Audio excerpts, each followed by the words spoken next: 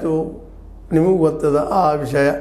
ವಿಶೇಷವಾಗಿ ಆ ಒಂದು ಏನು ಜಾತಿ ದ್ವೇಷ, ಧರ್ಮದ ದ್ವೇಷದಿಂದ ಏನಾಯಿತು ಗುಜರಾತ್ದಲ್ಲೇ, ಅದನ್ನು ಇವತ್ತಿಗೂ ಅದರ ಹಿಡಿಶಾಪವನ್ನು ಅನುಭವಿಸ್ತಾ ಇದ್ದೀವಿ.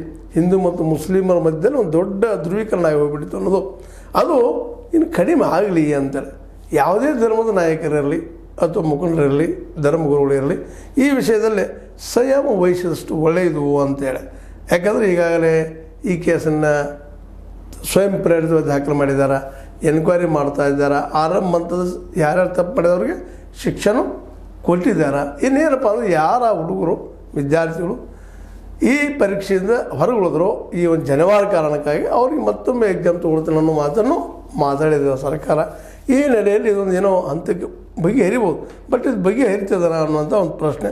ಯಾಕಂದ್ರೆ ಈ ದೇಶದ ತುಂಬ ಏನೋ ವ್ಯವಹಾರ ಆಗಬೇಕಾಗಿದ್ರೆ ಇವತ್ತು ಜಾಸ್ತಿ ಹಿಡ್ಕೊಂಡು ಆಗುವಂಥ ಪ್ರಮೇಯಗಳು ಬರ್ತಾ ಇದ್ದಾವೆ.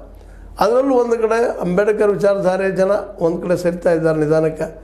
ಇವರಂತೆ ಈ ಮೇಲ್ವರ್ಣೀಯ ಜನ್ಯ ಜಾತಿಯಗಳ ಇವರು ಸಹಿತ ಒಂದು ಏನಪ್ಪ ಅಂದ್ರೆ ಸಮುದಾಯ ಆದಂಥದ್ದು ಮೇಲ್ಜಾತಿಗಳು ಕೂಡ್ಕೊಂಡು ತಾವೊಂದು ಏನಪ್ಪ ಅಂದ್ರೆ ಧ್ರುವೀಕರಣ ಆಗ್ತಾಯಿದ್ದಾರೆ.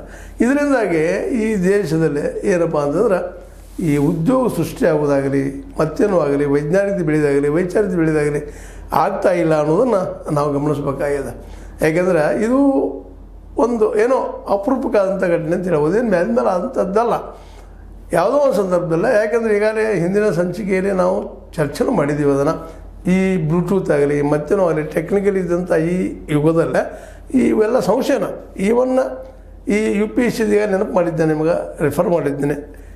ಈ ಗುಳದಾಳಿಗಳನ್ನು ಸಹಿತ ತೆಗೆದಿಡುವಂಥದ್ದು. ಯಾಕಂದ್ರೆ ಅದರಲ್ಲಿ ಏನೇನು ಇರ್ತದೆ ಅನ್ನೋದು ಏನಿಲ್ಲ ಅನ್ನುವಂಥದ್ದು. ಚೈನಾ, ಗುಳದಾಳಿ, ಬಳಿ, ಮೂಗ್ಬಟ್ಟ, ಇವು ಕಿವಿ ಓಲೆಗಳನ್ನು ಇವು ತೆಗೆದಿಡುವಂಥದ್ದನ್ನು ನಾವು ನೋಡಿದ್ದೀವಿ. ಇದು ಕಾಣಿಷ್ಟ ಎಕ್ಸಾಮ ಅಲ್ಲಿ ಕಾಫಿ ಆಗದೇ ಇದ್ದರೆ ಇದೇನು ಪ್ರಶ್ನೆನ ಬರ್ತಿರಲಿಲ್ಲ. ಆದರೆ ಇವತ್ತು ಕಾಫಿ ಹಾವಳಿ, ಅದರಲ್ಲೂ ಇನ್ನೊಬ್ಬರ ಹಕ್ಕನ್ನು ಯಾವುದೋ ರೂಪದಲ್ಲಿ ಕದಿಯುವಂಥ ಒಂದು ಪ್ರವೃತ್ತಿ ಹೆಚ್ಚಾಗಿದ್ದರಿಂದಾಗೆ ಇವೆಲ್ಲ ಕಾನೂನುಗಳು ಬರ್ತಾ ಇದ್ದಾವೆ.